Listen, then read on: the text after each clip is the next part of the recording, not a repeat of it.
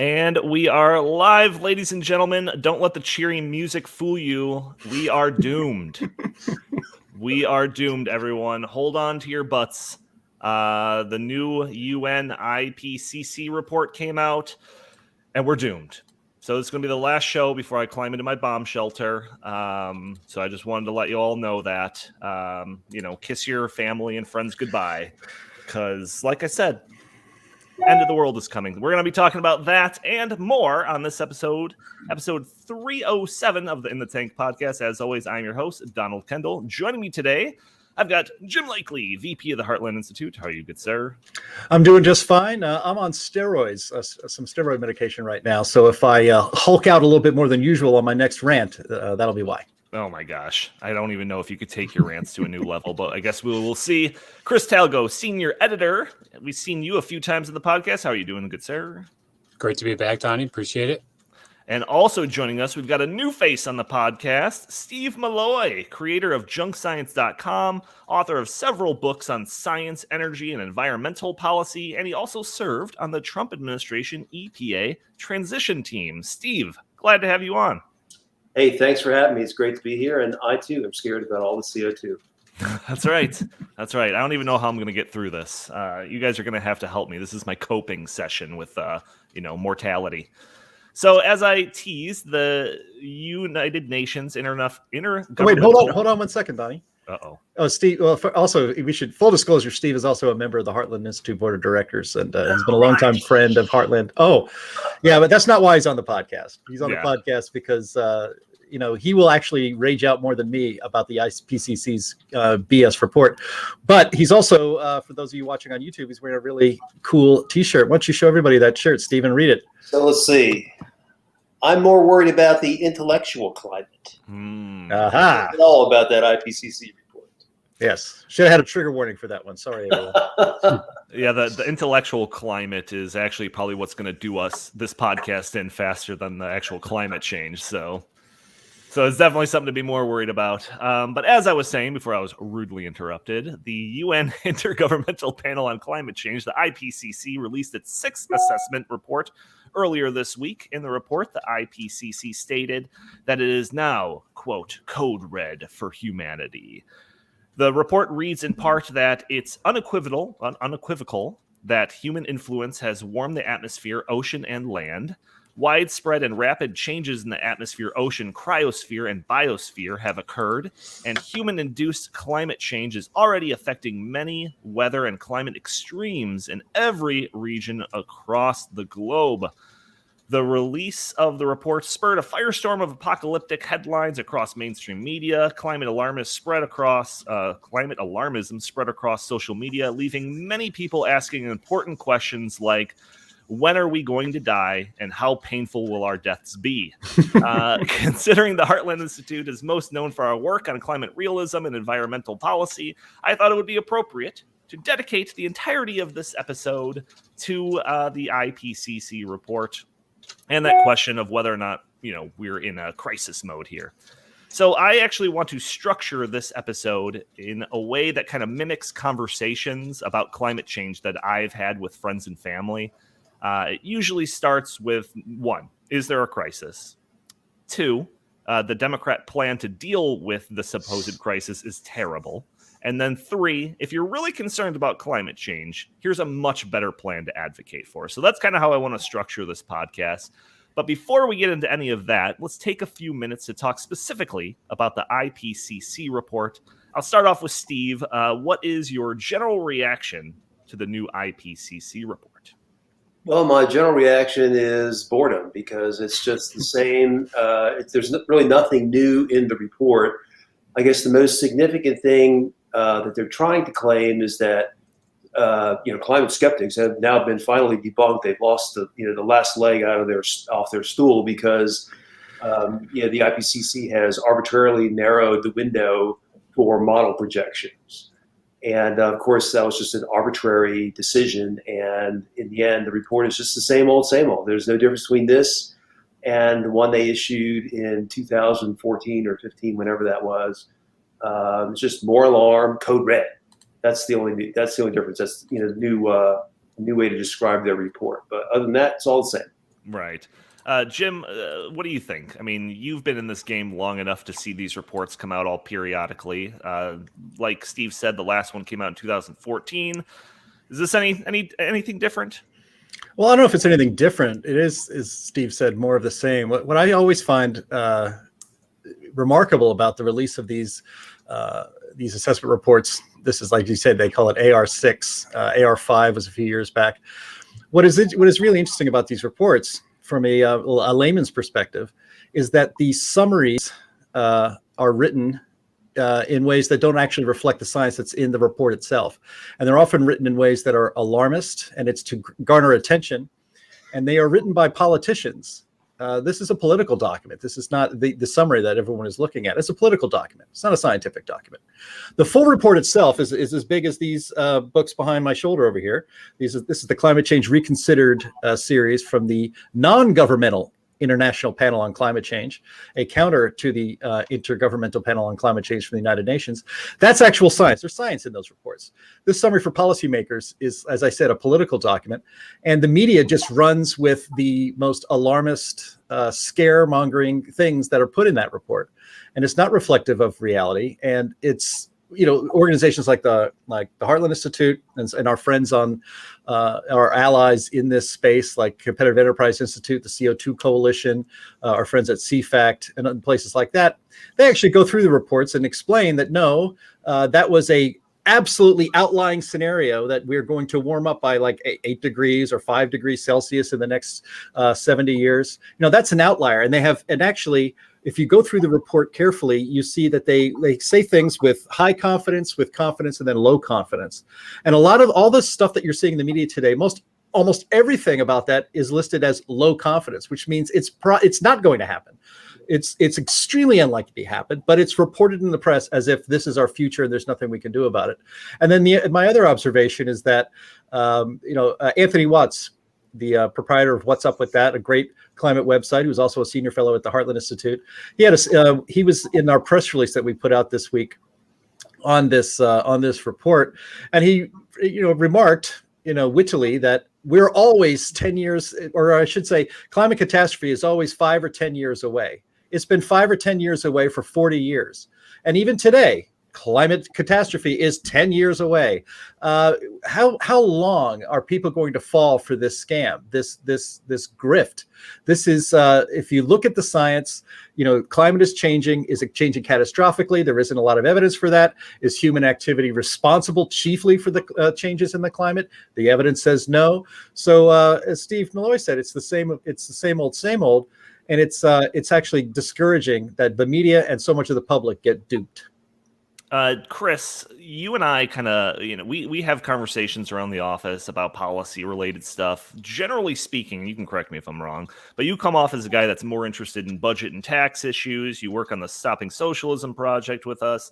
So I don't think we've actually had a lot of conversations about climate change, energy policy, anything like that. So I'm going to rely on you to kind of be the layman of this episode, where because I've got a lot of stuff here. I got a lot of links, a lot of stuff that I want to get to, and I'm counting on you to kind of jump in if we're going too fast through any of this. But just before we get into any of the stuff that I'm kind of teasing here, when this type of report comes out, followed by a stream of apocalyptic headlines and all of that, what's your reaction? So I agree definitely with what Steve and Jim said. The code red, the fear mongering language of it all. I think it's become par for the course, but it seems to me with each and every, iteration of this, is just getting worse and worse. But one of the things that I think they conveniently left out of the report is some of the positive changes that having a very small amount of more CO2 in the atmosphere, like the greening of the earth. We know that crop yields are at record highs. So I was just struck at how negative their report was, how much fear mongering, was in this, and how much they are misportraying the possible negatives while totally ignoring some of the benefits. Right.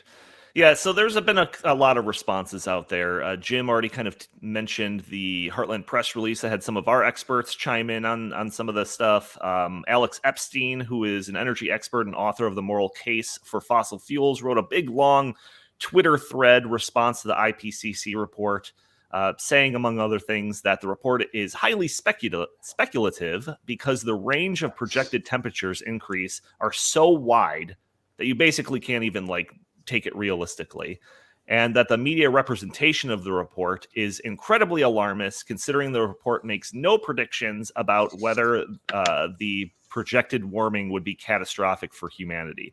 In addition to that, one of the things that he pointed out was something that was capturing all the headlines, that this report was supposedly saying that we were going to have a 1.5 degrees Celsius increase in global temperatures in the next 10 years.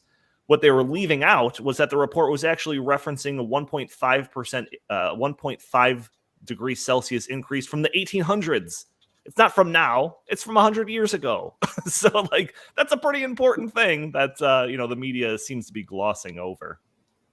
But, gentlemen, I kind of want to, like I said, I want to structure this podcast and how I would see most conversations about climate change happening, starting off with the "Is there a crisis?" segment. But before I do, is there any last words that you want to kind of get off your chest about the IPCC report specifically?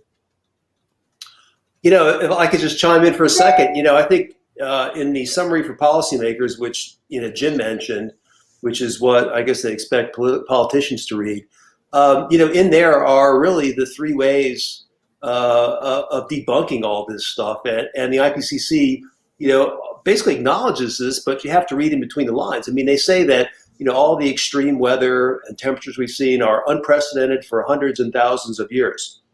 Okay, well, so why was it so hot or stormy or whatever hundreds or thousands of years ago if everything is about CO2? Obviously, it's not. They talk about how the claims of extreme events like, ice sheets melting is a very low probability. What they really mean to say is we're just, that's just not going to happen.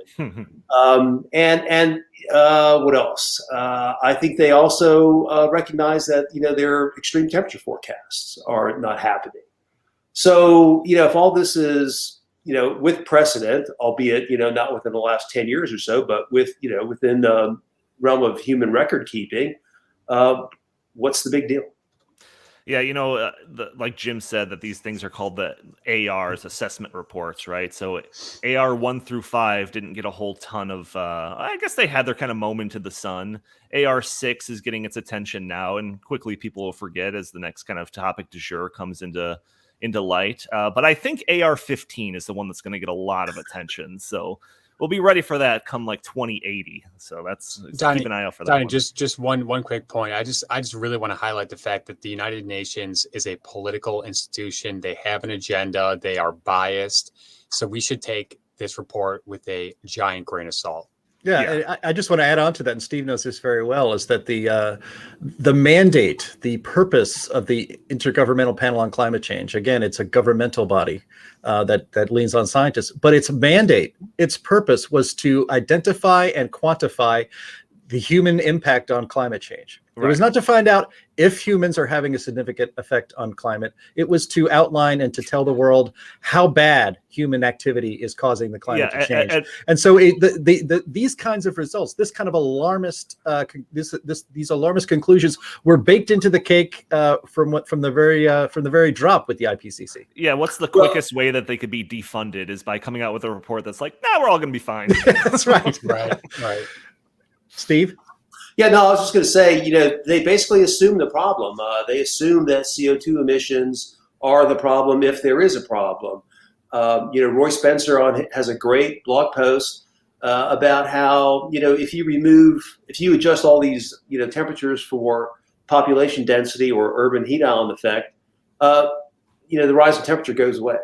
So, it's assumed, we assume that climate change is bad, which there's no evidence for, and we assume that CO2 is the cause of the bad event, which, once again, there's no scientific evidence for.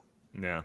All right. So, like I said, I want to structure this, the remaining of this podcast in the way that I see most conversations going. So I want to start off with the "Is there a crisis?"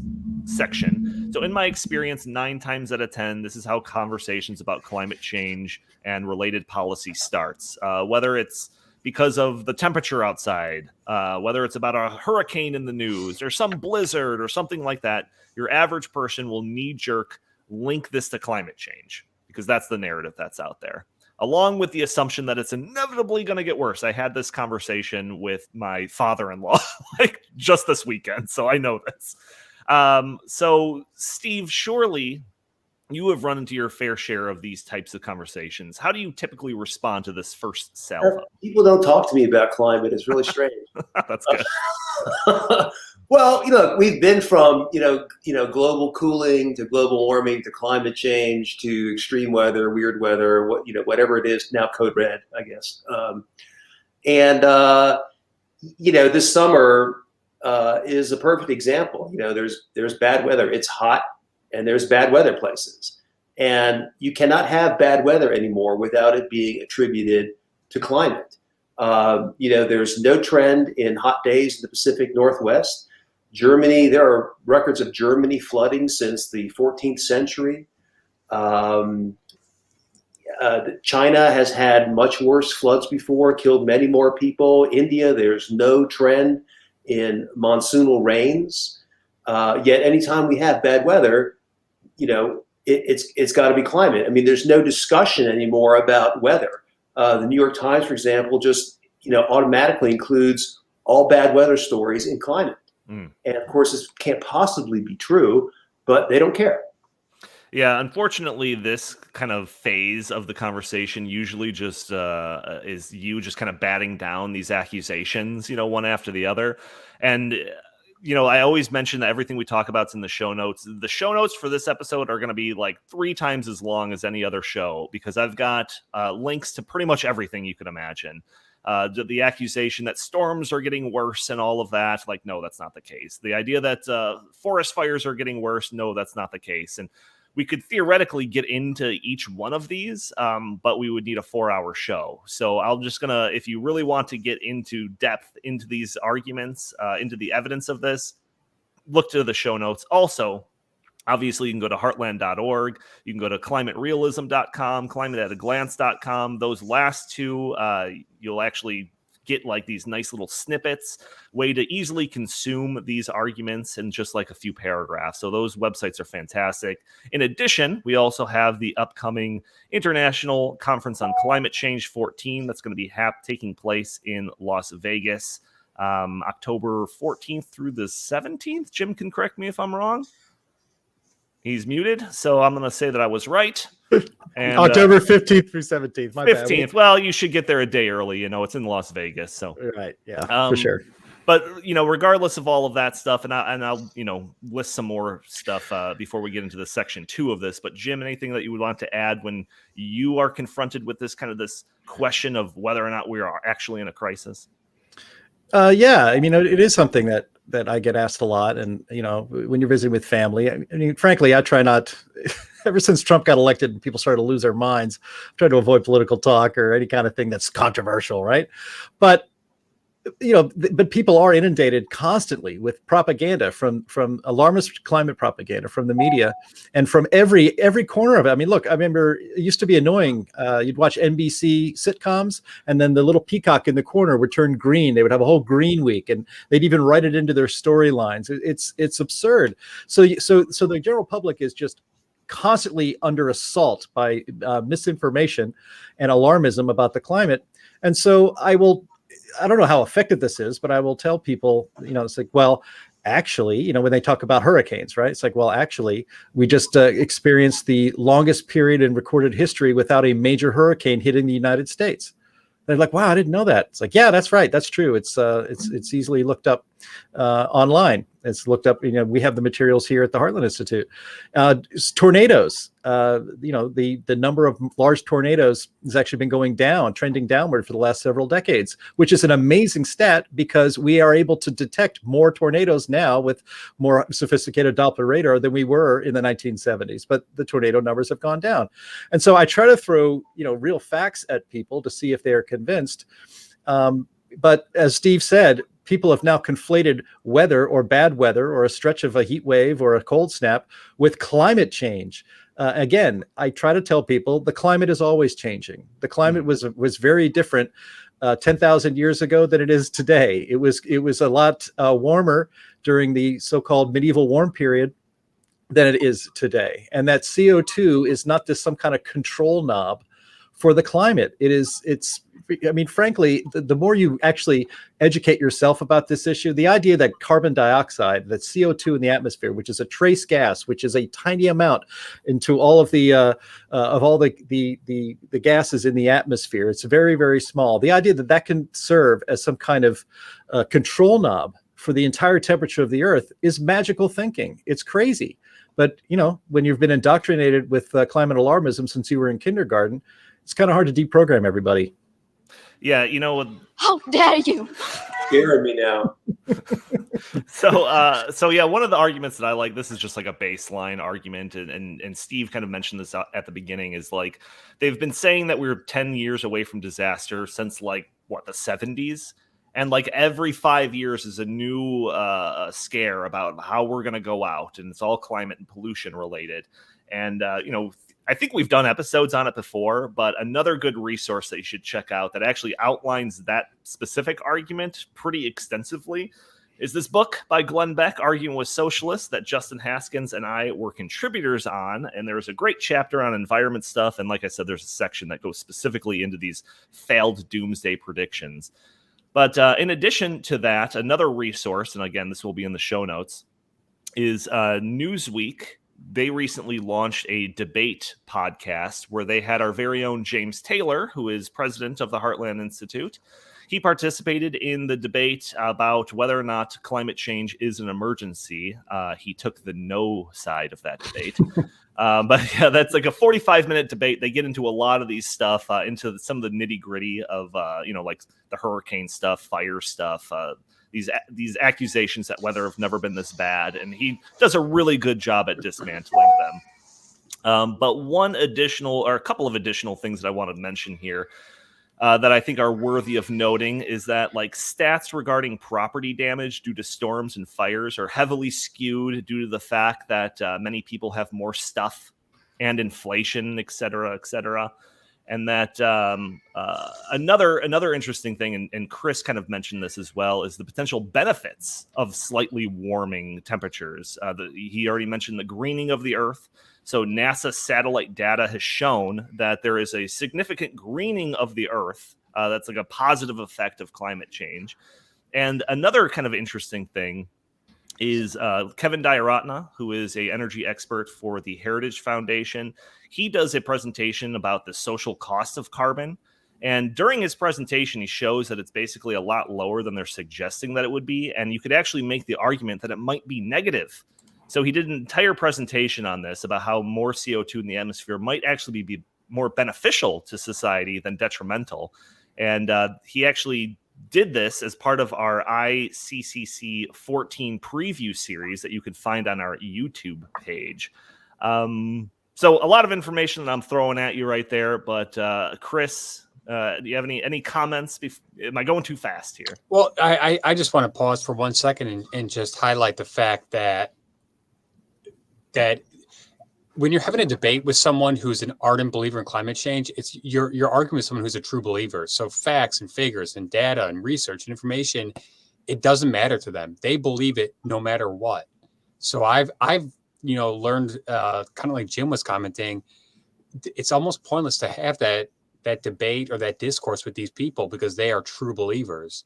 But one of the things that I have noticed that does at least maybe put a tiny bit of cynicism in their mind is, well, then if this is all so bad, then why do people like Barack Obama buy, mansions right on the ocean? Why do people like John Kerry have mansions right on the ocean? Why does John Kerry fly in a private jet all around, the world? Yeah.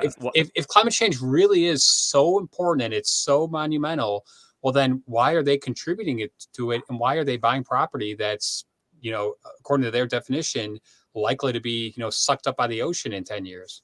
Right. Why does the Green New Deal get bogged down in free college plans? It's like the world's ending. Why do we care about free college? The world's ending. So it's like they even don't believe it. Steve, you got a few comments here in our little private chats. I'll open the floor to you, whatever you got to say. Yeah, so, well, the first one, you just mentioned social cost of carbon and how it actually might be a lot lower. I don't think there is a social cost of carbon. If we stopped using fossil fuels, billions of people would die. That's just plain fact. And so there's no way that you can say that fossil fuels kill anybody. Fossil fuels are the reason we have gone from a global population of about 1 billion to almost 8 billion. And 8 billion people living the highest standard of living that the world has ever seen. The planet is greener than ever. There's no social cost of carbon anybody can seriously articulate. Second point I wanted to make is, I've done 2 of these reports with the moniker Wrong Again. I did one with some group called the Heartland Institute. You guys have heard of them. And then there's another one I did with CEI. And the one I did with Heartland is Wrong Again 2020. All these predictions are supposed to come true in 2020 and didn't. For example, James Hansen predicted in 1987 that by 2020, global temperatures would be 3 to 4 degrees C higher than before the Industrial Revolution. Of course, we're nowhere close to that. He overestimated that by a factor of 9 to 10. EPA estimated that by 2020, Florida would be 2 feet under the ocean. And of course, sea level rise in Miami is actually below global average. So that's not true. My favorite failed prediction is one that I did in the CEI report. It's looking like the past 50 years of predictions. And that's one where Paul Ehrlich, who wrote the population bomb in the 60s and is now still a professor at Stanford and also a member of the National Academy of Sciences, which I'll never understand. He predicted in 1969 in the New York Times that we would all go up in a blue cloud of steam by 1989. Yeah. And of course, what is the blue cloud? I was there. I'm still here now. Right. What was supposed to be the blue cloud of steam? Is that from a Batman episode or something? It's going to get too hot. Too hot. There's that guy who used to be at what the hell was he was at Grist and now he's maybe at Vox. Dave Roberts. He gave a TED talk where he said that we would all die of hotness. Sometime in the 21st century, the globe would heat up to 160 degrees Fahrenheit. These people are crazy. Mm-hmm. Yeah, another thing that's always in the news is this idea of like climate-related deaths. But several experts out there, but I specifically seen it recently with Alex Epstein, pointed that if you look at the chart for over the last 100 years, climate-related deaths had plummeted dramatically to a point where it's like inconceivable that you could suggest that it's going up. But that's like another thing that they'll try to. They don't necessarily straight out say it just because the evidence is so clear that it's going down, but they'll insinuate that climate-related deaths are going up. Those are weather deaths. Sure. Right. Yeah, no, I get you. I get the distinction. No one dies from climate. Right. Jim, a lot of stuff that I like kind of just quickly went over. Is there anything that you want to focus on before I kind of get to section 2 of this? Well, I just want to say, maybe Steve could talk a little bit about this. Is these Wrong Again compilations that Steve has put together for both for junkscience.com and for the Heartland Institute and for our friends at the Competitive Enterprise Institute. You can actually just Google Wrong Again in quotations and then CEI or Wrong Again in quotations and Heartland Institute. It comes up pretty easily. And it is a long list. And Steve did extensive research trying to find what the because people think they were born, that history begins when they were born, right? Especially newer generations, they don't really have much sense of history. And Steve actually went back and did the work and found these old newspaper clips. The Paul Ehrlich one was one that Andy had up here on the YouTube screen just a second ago from 1969, saying we're all going to go up in a hazy blue cloud. You'll see the evidence. The alarmists like to say, when those who are skeptical of human catastrophic climate change say that, in the 70s, they said that we were all going to die from an ice age. They say that's fake news. That's not true. You're lying. Well, no, we're not lying. Steve has the clips from the newspapers, and he has them out there to show that, they said we were going to die of a new ice age, that was around the corner. And it goes on and on and on. That clips, I think, Steve, you found these. Maybe you can elaborate on this a little bit more. There are news clips, I should say newspaper clippings, that show that the Arctic ice was down to dangerously low levels. I mean, almost empty ice up on the North Pole in the Arctic. Whereas today we're always told that because humans are warming the planet, we're going to have an ice-free Arctic. Again, I think Al Gore predicted that the Arctic would be ice-free in the summer by 2007, or maybe it was 2012. It's always hard to keep up with these things. But Steve has done the research. He has gone back, and he has, as they say, he kept the receipts. Well, yeah, and I think the important thing about the Wrong Again reports is that, these people are constantly making predictions. In fact, the IPCC report that we started talking about at the beginning is just a giant prediction. All the models are just giant predictions, right?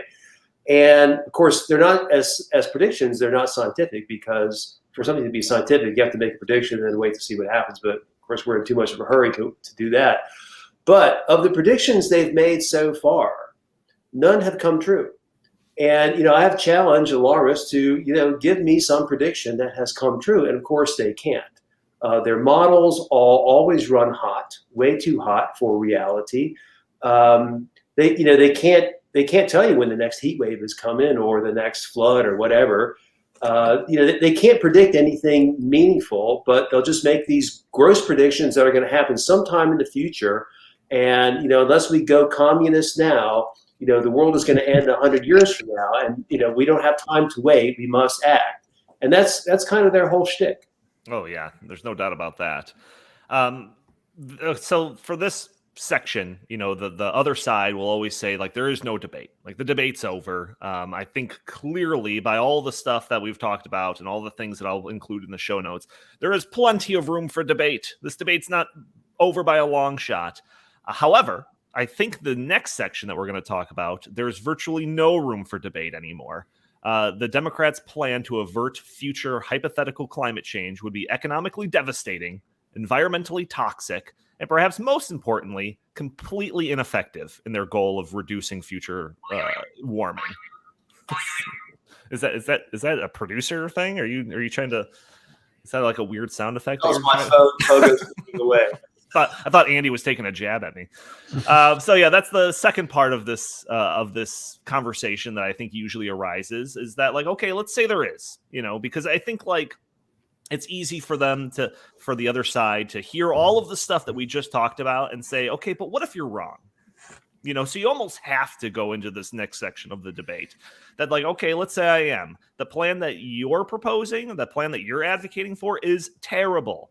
So the Heartland Institute has done a ton of work on this. I've got a listing of numerous policy briefs and articles about, like, how the Green New Deal, specifically the environmental portion of that, would be an absolute disaster. We're talking about a plan that would cost tens of trillions of dollars.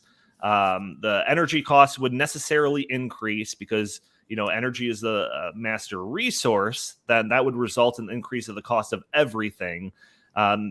Expect more power outages and rolling blackouts like we saw in Texas this past winter, or California this past ever.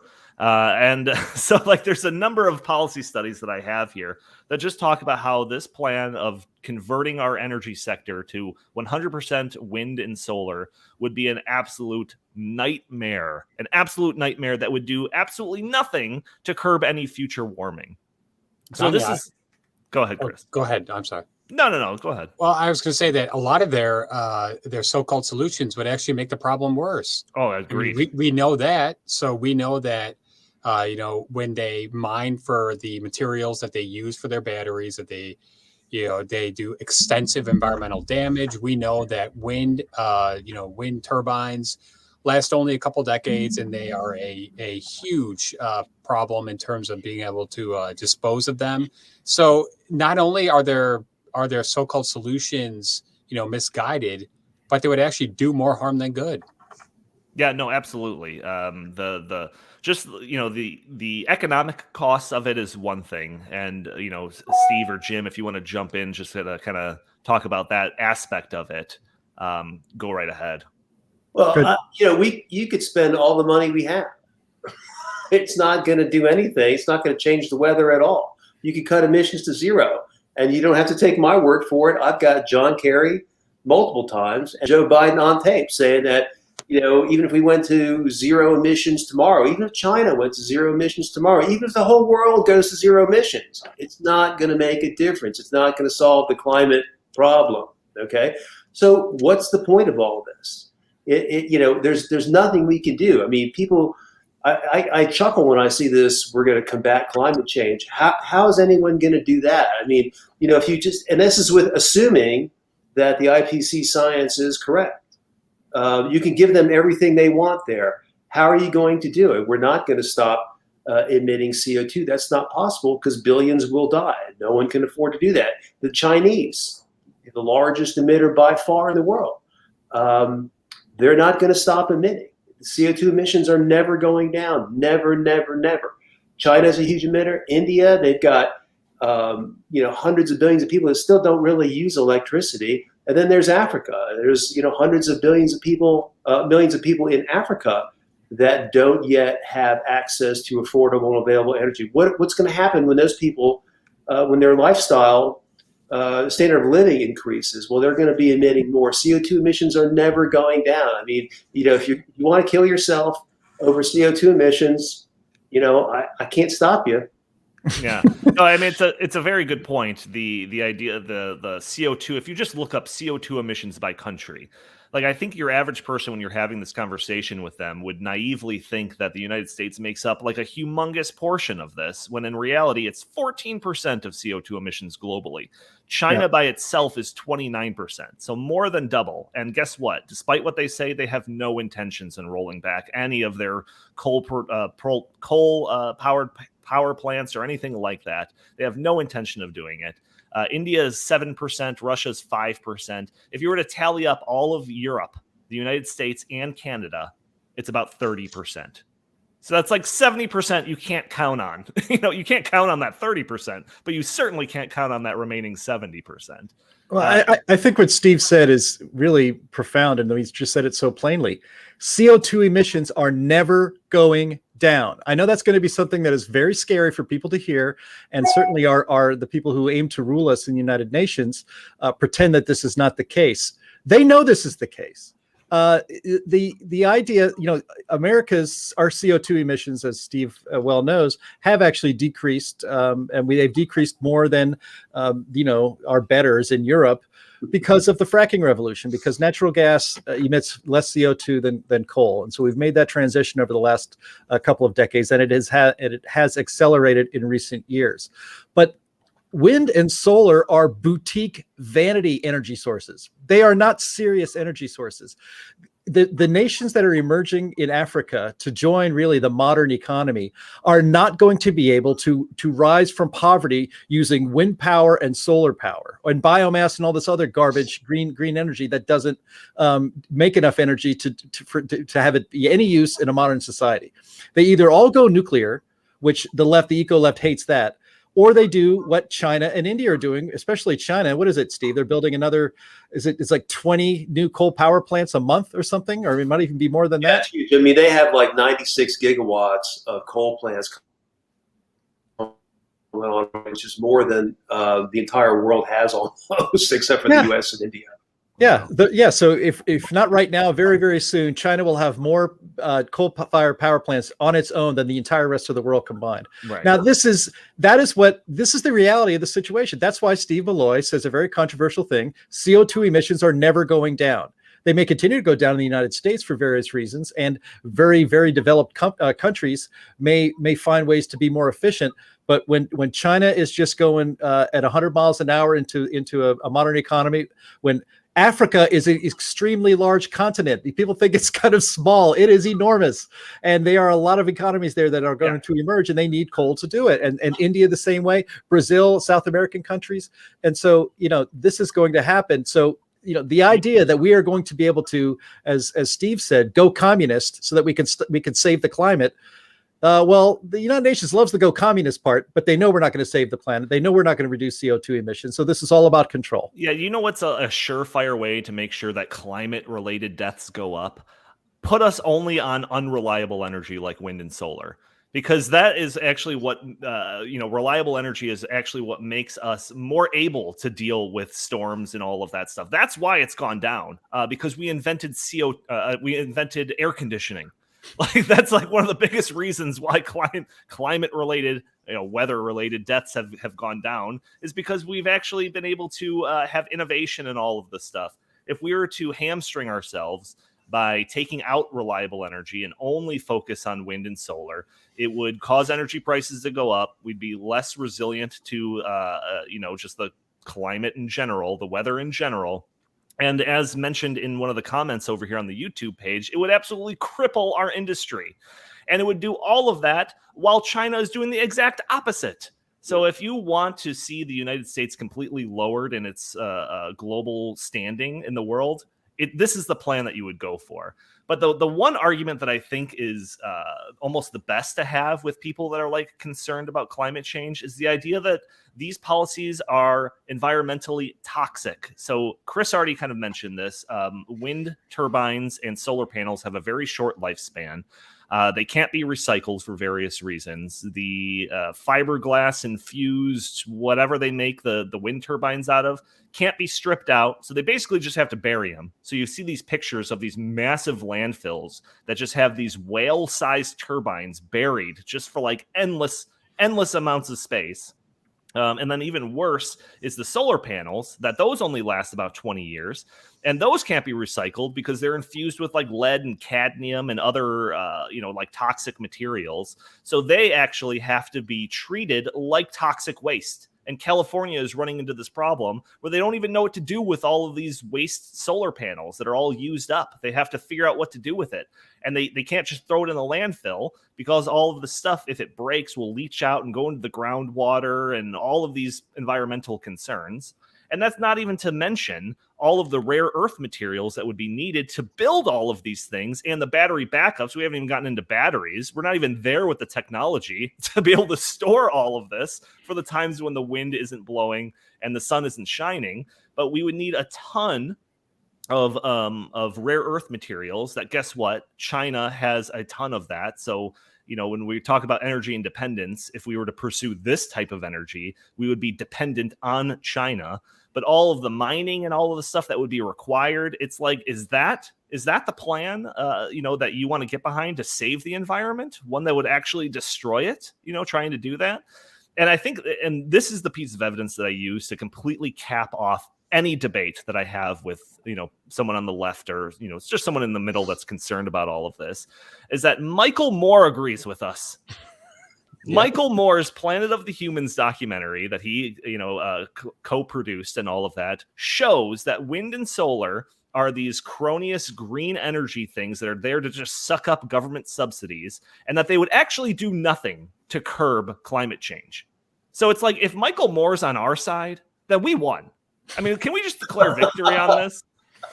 I'm absolutely serious. That documentary does not get enough attention because it's seriously, in my opinion, it's a death blow to this whole argument that we need to pursue wind and solar 100%. Well, go ahead, Steve. No, I was just going to say, look, Jim mentioned earlier that we had reduced emissions by substituting natural gas for coal. And that's kind of true. I mean, insofar as power plants are concerned, but really what we've done is export our emissions to China, and the same with Europe. We're not really cutting our emissions; we're exporting them. As to the environmental, there's more than just an environmental impact to all this. Because in China there are no environmental regulations, there's no human rights. All 80% of the solar panels that come out of China, involve slave labor. The cobalt that goes into most electric vehicle batteries is produced in the Congo, which is not a democratic place. And it involves, up to 40,000 child laborers working in brutal and deadly conditions. And here we have all these Greens that want to pretend that all this stuff is just, it's green and it's better. And no, it's not. And, by the way, you have to drive that electric vehicle 80,000 miles before you break even on the emissions because of how intensive the battery manufacturing is. And it's probably even more intensive because now it's done in China. Mm-hmm. 80,000 miles? Yeah. 80,000 miles you have to drive an electric car in order to have it break even on. Wow, that's not going to happen. The battery won't last 80,000 miles. Well, you get a new one. Oh, but then see, it's a never-ending tack on cycle. another 20,000 miles after that one. Your electric car never goes, even if it's a Tesla, it never goes fast enough to catch up with the cost. Yeah, no. Look, in a couple of years ago, the UN every year in the fall puts out a report called the emissions gap report. And a couple of years ago, they frankly admitted that emissions are never going down. There's no foreseeable end to emissions. And, this is why, because all these solutions ultimately involve fossil fuels and greenhouse gases, and you can't do anything. You can't build a windmill or a solar panel or an electric car. You can't mine for any of the stuff without fossil fuel. So the more green you want to be, the more emissions you're going to have. It doesn't work any other way. Yeah, the solar panel plant is not powered by solar panels. Powered by coal. Right. And just Donnie, real quick. So, they also failed to mention the fact that wind turbines are, terrible for birds. They kill, millions of them. And one other thing that I've always been struck by is whenever these wind turbines or these solar complexes are proposed in, places where people like John Kerry live, near, their homes, of course they don't want them. They say it's an eyesore. They say it's, this or that. But they are constantly claiming that we should, spread them all across, the heartland of the United States. Oh, sure. So it's so hypocritical. Yeah, like the I'm sure people take like the bird thing and like the eagles like getting knocked out of the sky like more serious than I do. Like, sure, I don't want to like just poo-poo it or anything like that. But I will say that like if wind turbines was their political enemy's plan, like like Ted Cruz came up with that idea, PETA would be like railing against it every day. That they would do that. So I want to jump to section 3 because we're already, we got like 12 minutes left. I want to get to section 3, but before I do want to note that so this podcast is primarily in audio. 95% of the audience is listening to it through podcast stream or iTunes or something. We've only relatively recently made this like a live show on YouTube and Facebook.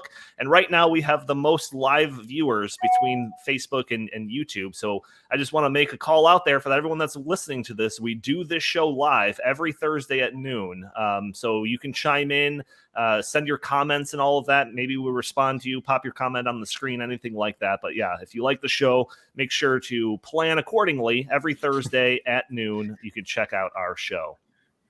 So we've already talked about the climate crisis. It's not a crisis. We're not in a crisis. If they say, okay, but what if we are? What if you're wrong? We moved on to the plan that you're advocating for is absolutely terrible. It's not going to do anything. If anything, it's going to do nothing but bad.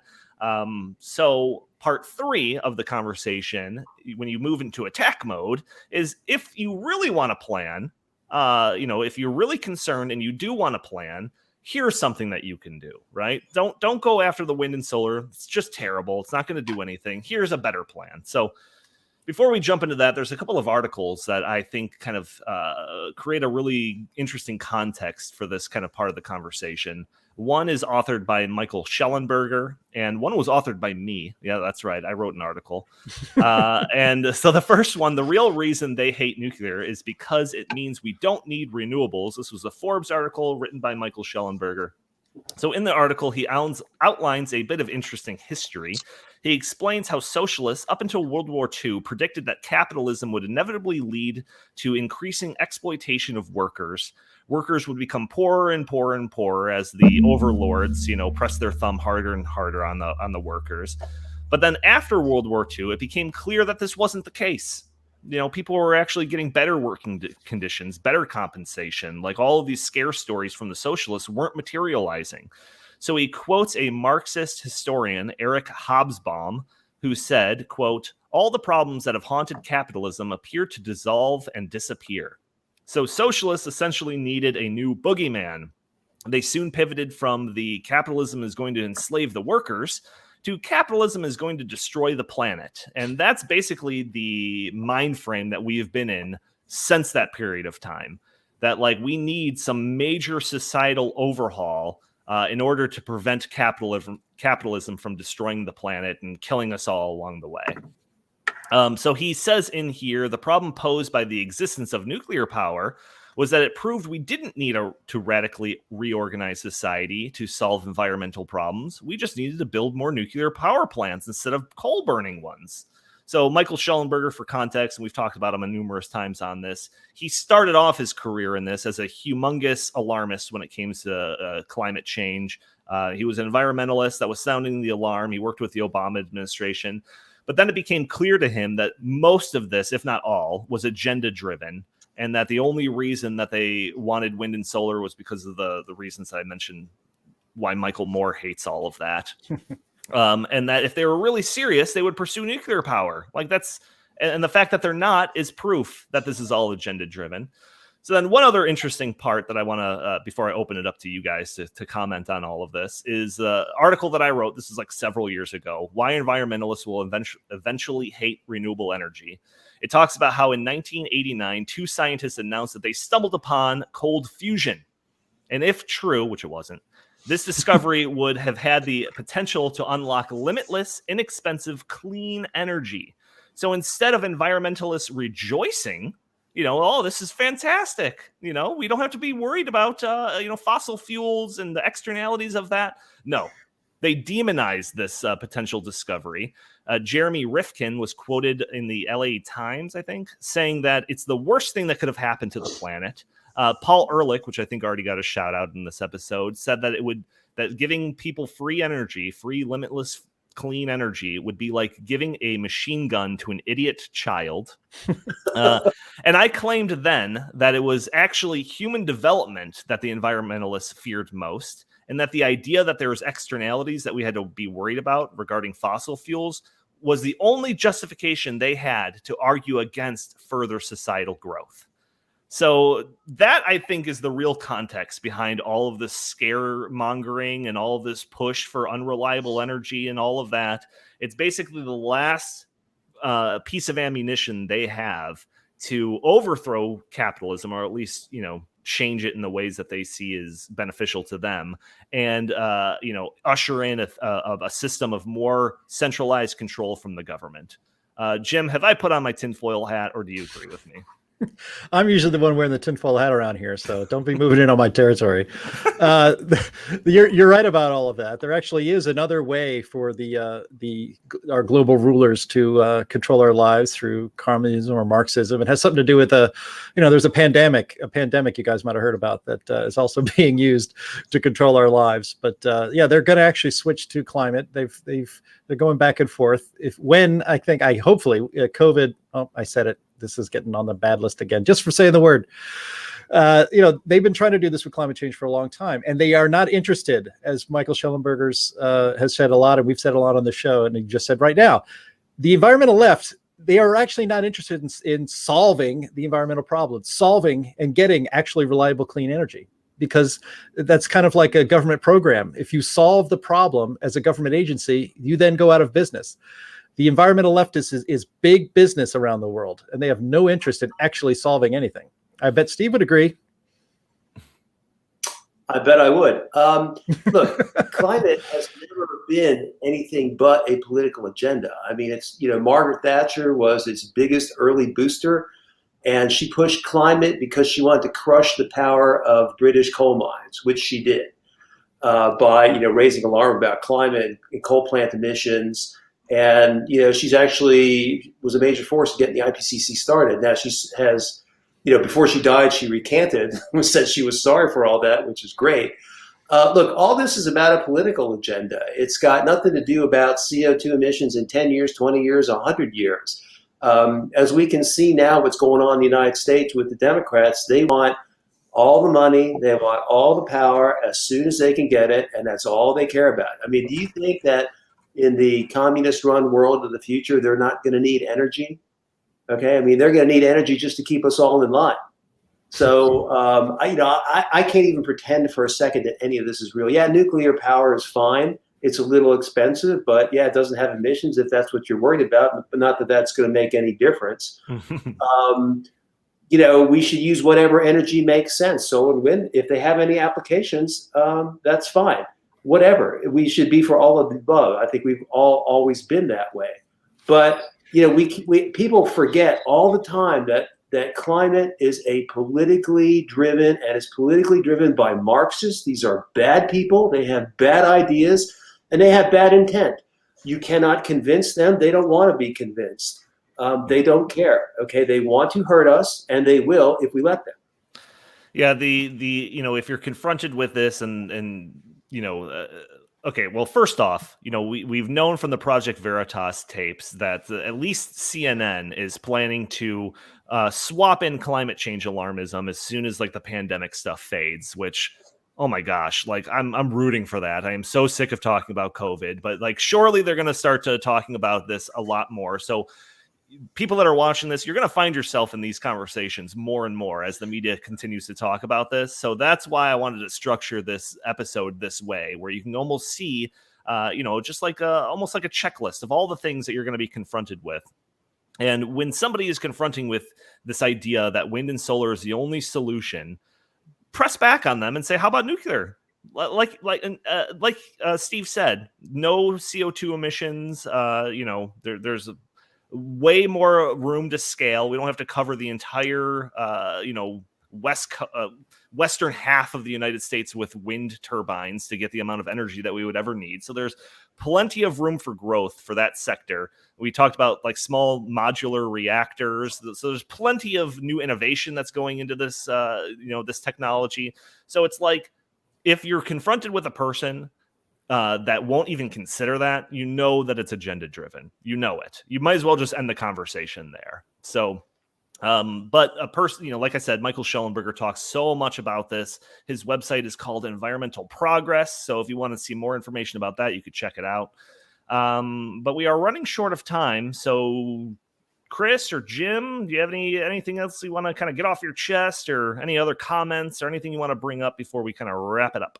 I'll just throw one thing out there. I'm currently reading Mark Levin's new book, American Marxism. And I think he makes a pretty convincing argument that a lot of the climate change agenda is about depopulation. Paul Ehrlich also talked about the world population bomb and all that. You hear leftists all the time talking about how they don't want to have kids because it's just not worthwhile. So I think a lot of this is also born in that.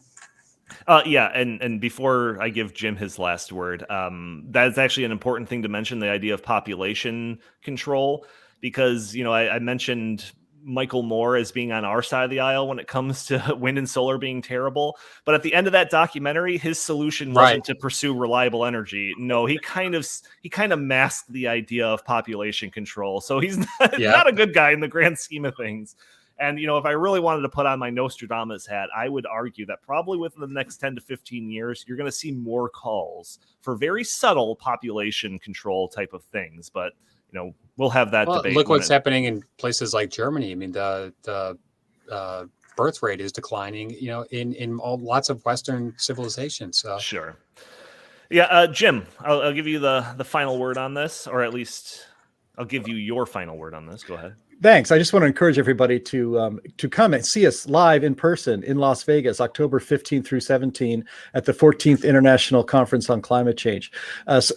There's going to be a lot of people a lot smarter than me and even Steve Milloy there, the scientists, real scientists.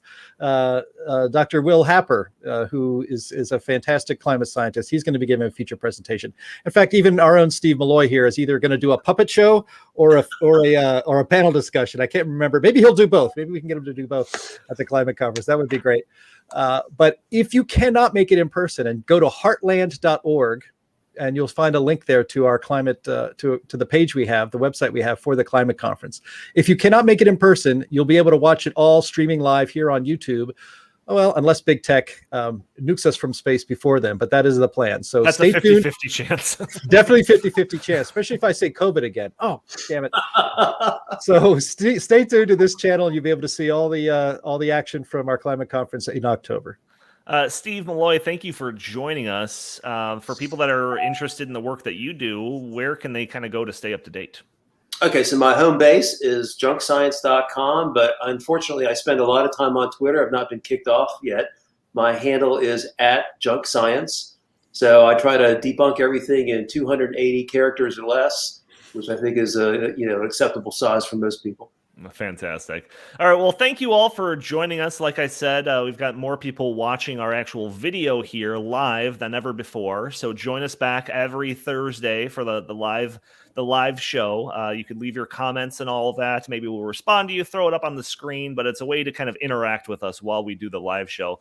For everyone else that's just catching the audio version on Friday, thank you for joining us. Join us every Friday for a new episode. If you like our show, please subscribe. You could subscribe to the YouTube channel to catch the live show. You could subscribe to iTunes, leave a comment for us. It'd be greatly appreciated. You could also send us your comments and suggestions to the show by emailing us at inthetankpodcast@gmail.com. Jim Lakely, where can the fine people find you? At J Lakely on Twitter, at Heartland Inst on Twitter, and also heartland.org. And Chris Talgo, you are a ghost on social media, so just join me in saying goodbye to the fine people. Goodbye, fine people. Thank you for joining us. Thank you all for tuning in. We will talk to you next week.